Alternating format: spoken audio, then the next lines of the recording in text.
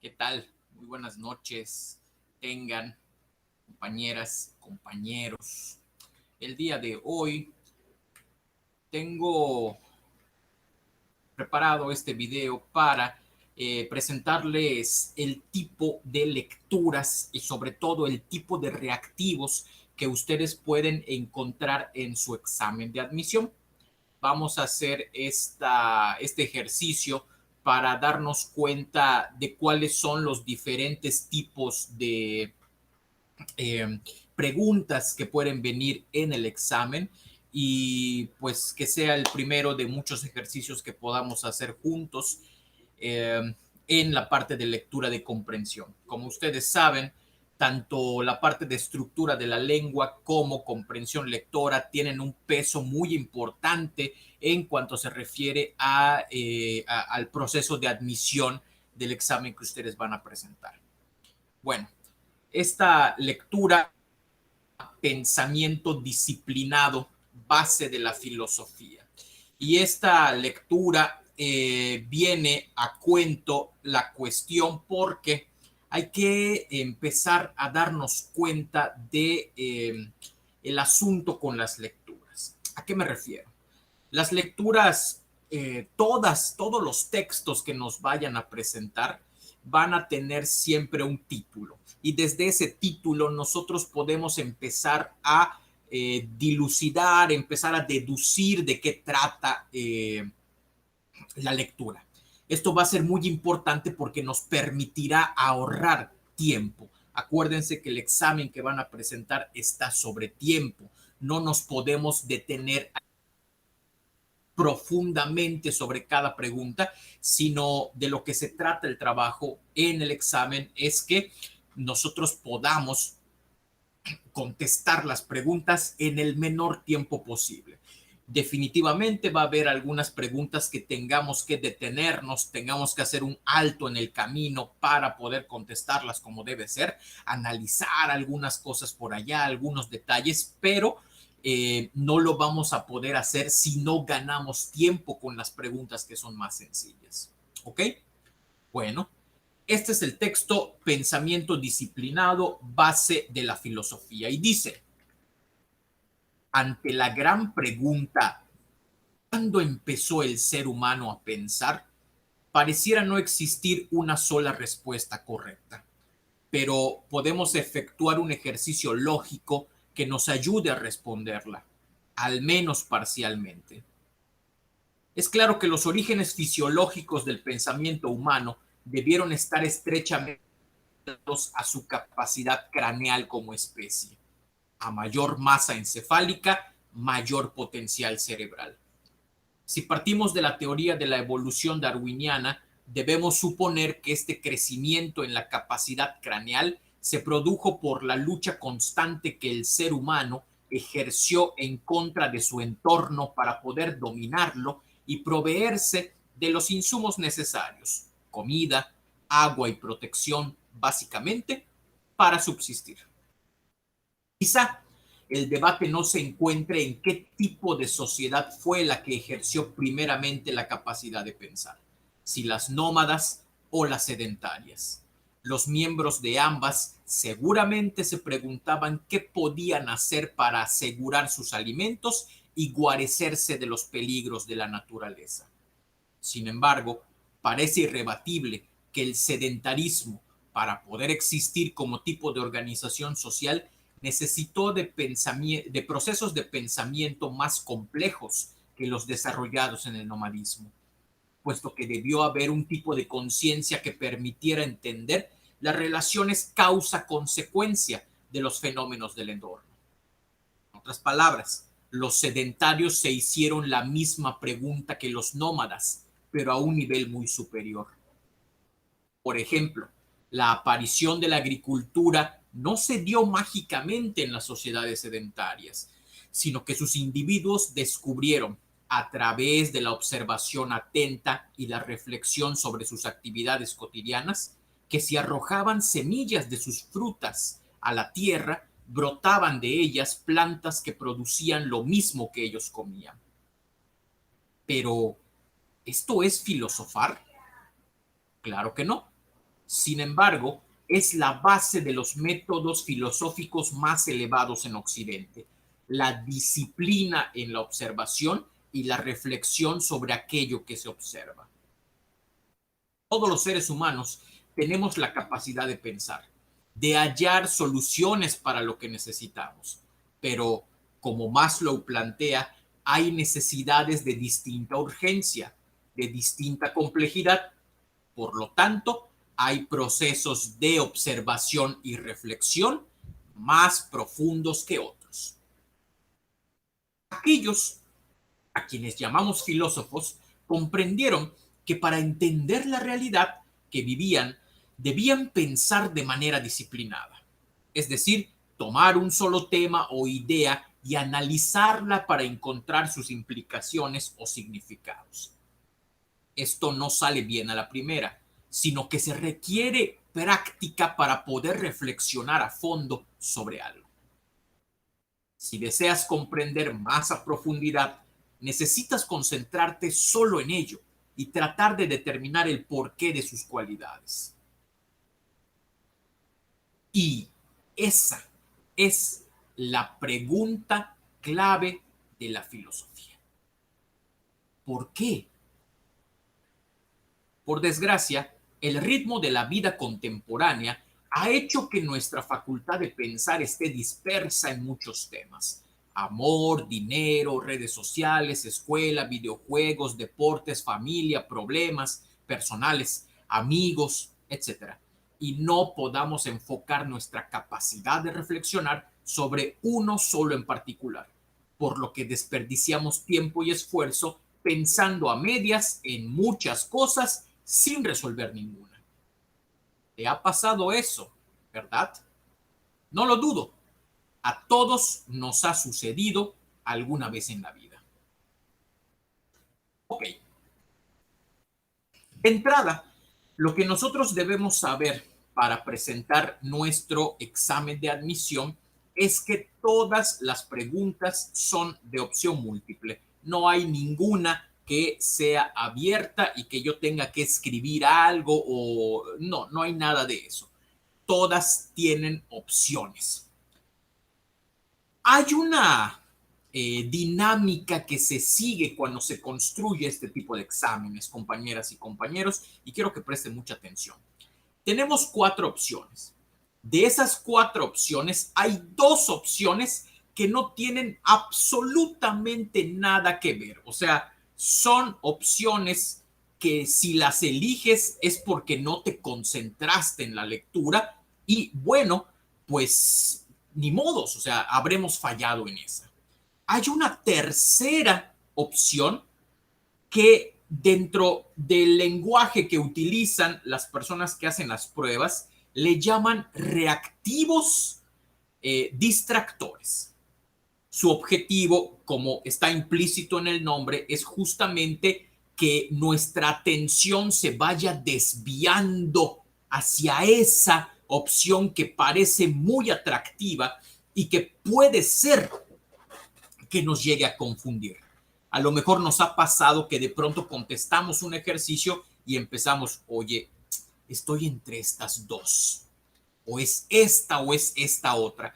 Es muy posible que ese dilema que tengas en tu cabeza sea justamente porque estás ante la opción distractora y estás además ante la respuesta correcta.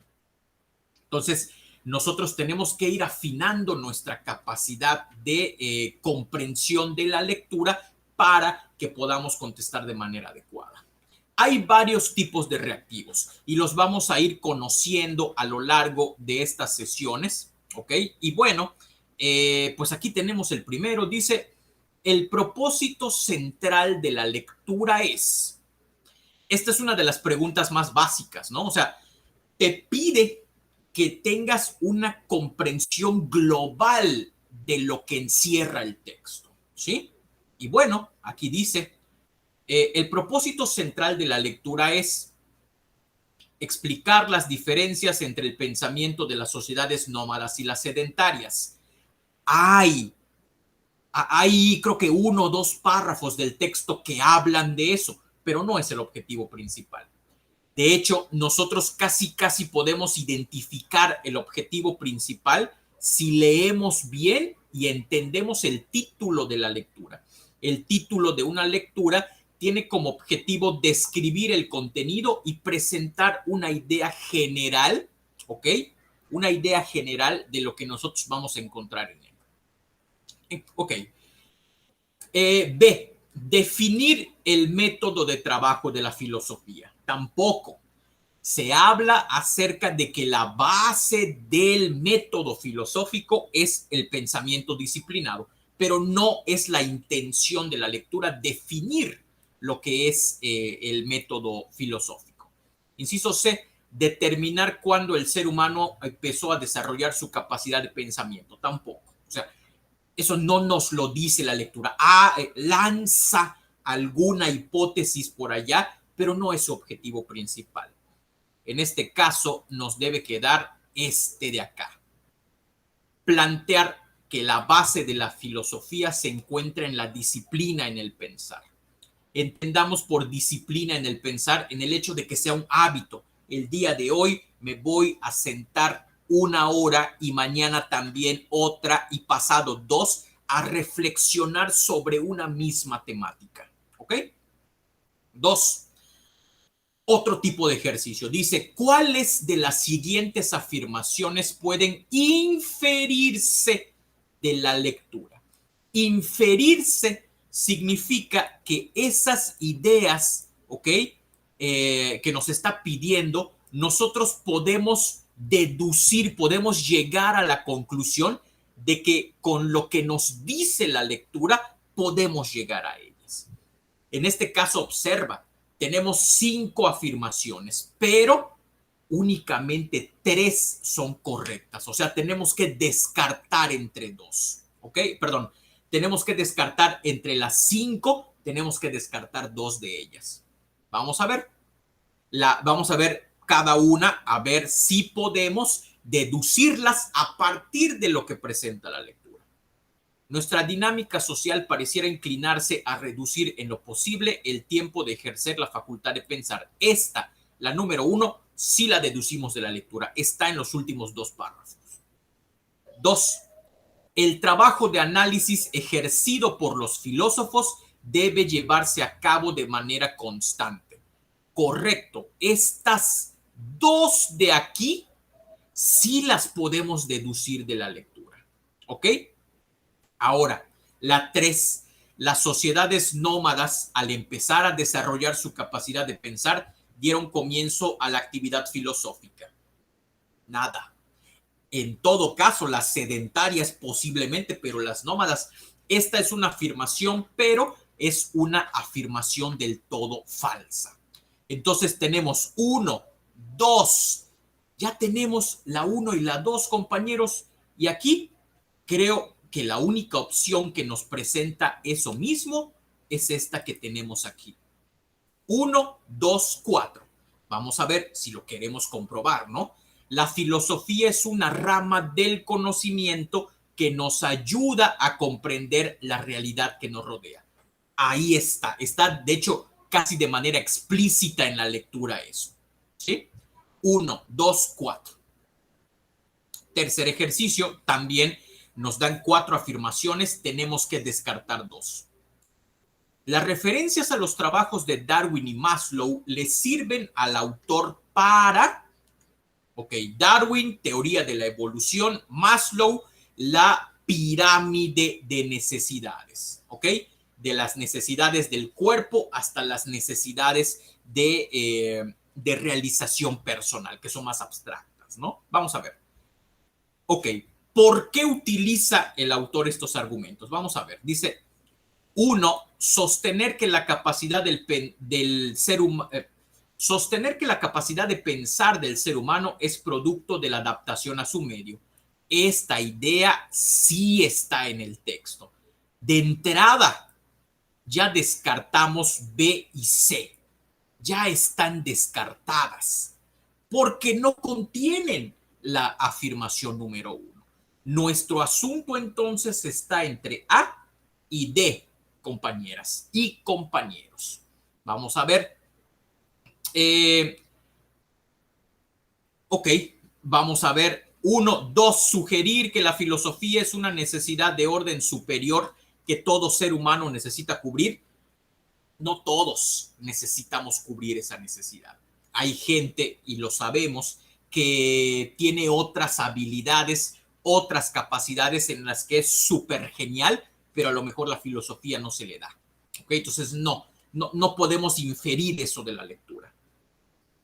Determinar que la aparición de la filosofía era inevitable debido a la evolución del ser humano.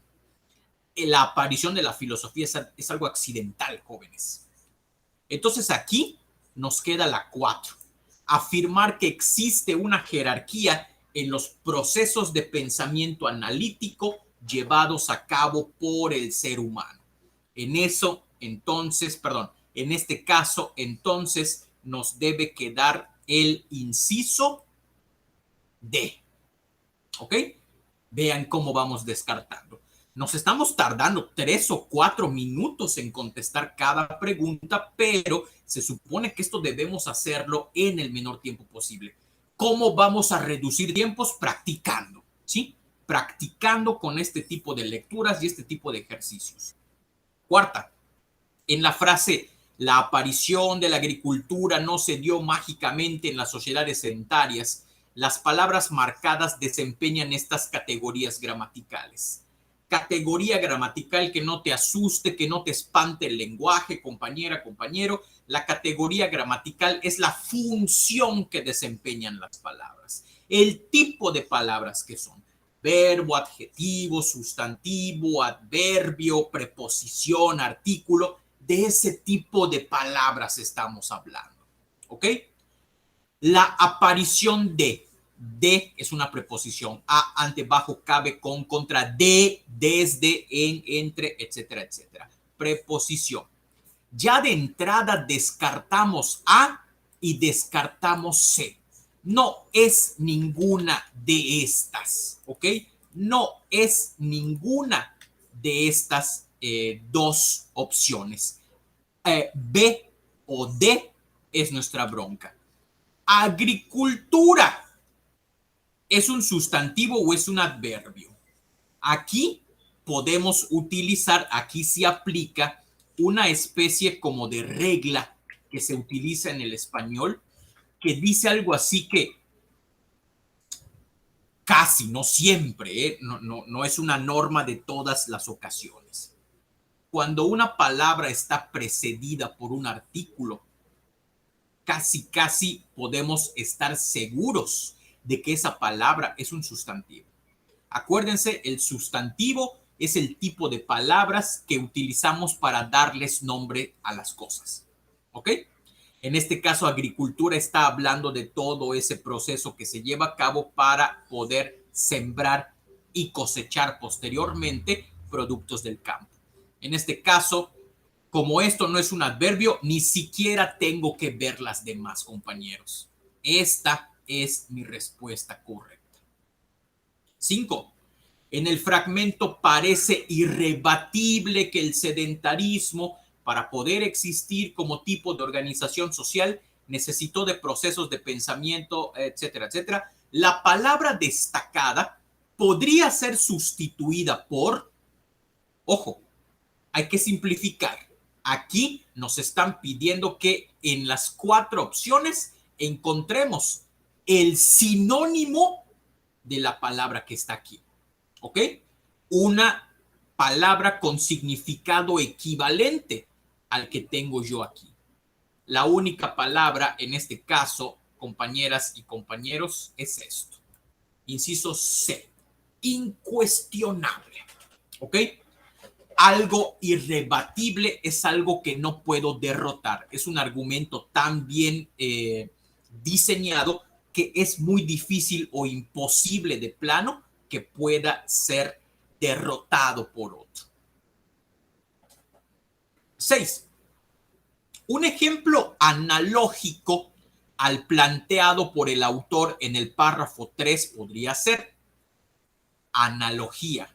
Un ejemplo analógico es un ejemplo que es equivalente al ejemplo que plantea la lectura. pero como ya nos perdimos, posiblemente pues vámonos al párrafo número 3.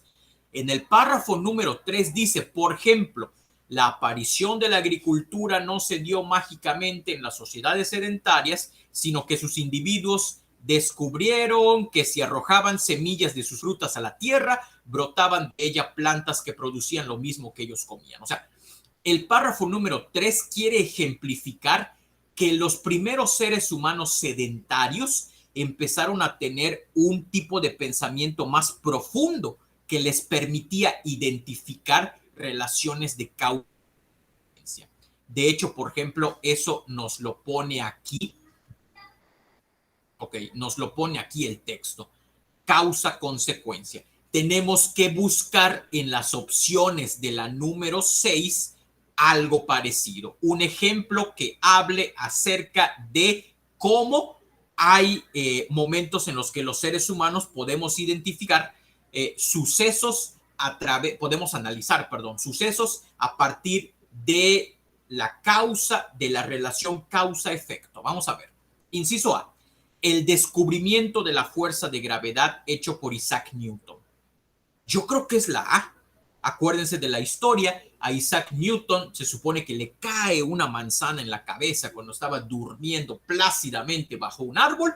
Y bueno, a partir de eso, Newton empieza a darse cuenta de que si tú sueltas un objeto, el objeto cae, ¿no? Y por lo tanto, eso para él, esta capacidad de encontrar la causa y su consecuencia, pues lo lleva a lanzar esta idea de que existe una fuerza llamada fuerza de gravedad.